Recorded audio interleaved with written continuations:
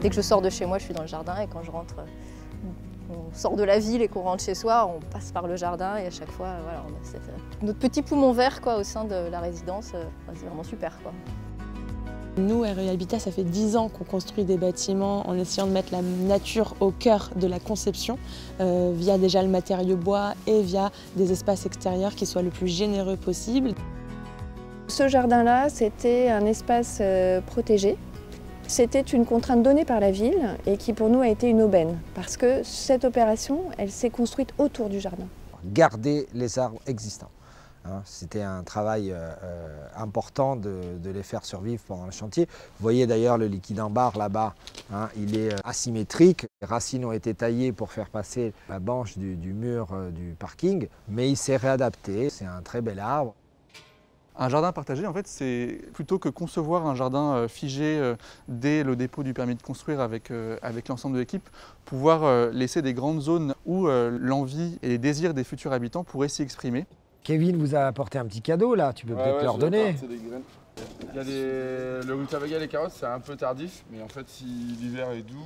À chaque fois on faisait des réunions avec les habitants, on a positionné les différents éléments, là des planches de culture, ici une cabane, là-bas un hôtel à insectes, là-bas un tas de bois, etc. Le jardin a évolué aussi en fonction des envies et de l'appropriation des habitants. Et donc nous comme ça on vient modifier des fois des choses en fonction des usages ou de l'arrivée d'une famille avec des enfants par exemple, etc. On enlève un peu les branches sur les côtés. Ça marche vraiment sur la bonne volonté des habitants et on est une dizaine, je dirais, à mettre la main à la pâte de temps en temps, un dimanche. C'est un jardin qui a plutôt l'air un peu sauvage, entre guillemets, et nous on aime beaucoup cette allure du jardin parce qu'elle correspond vraiment au vécu qu'en ont les habitants. Au début du confinement, on a fait un WhatsApp en fait et pour s'organiser, pour sortir famille par famille. Parc fermé, nous on avait notre parc à nous. C'était un poumon supplémentaire. Et puis ça permet aussi de garder une certaine convivialité en gardant nos distances, mais voilà, on pouvait discuter au balcon avec les voisins ou à deux bouts du jardin. On sent effectivement qu'avec cette période compliquée de Covid, il y a une demande très forte pour des espaces extérieurs et pour des jardins. C'est pour ça aussi qu'on voit des gens qui vont dans des maisons de campagne, etc. C'est ça la demande et on voit ici que c'est possible en cœur de ville.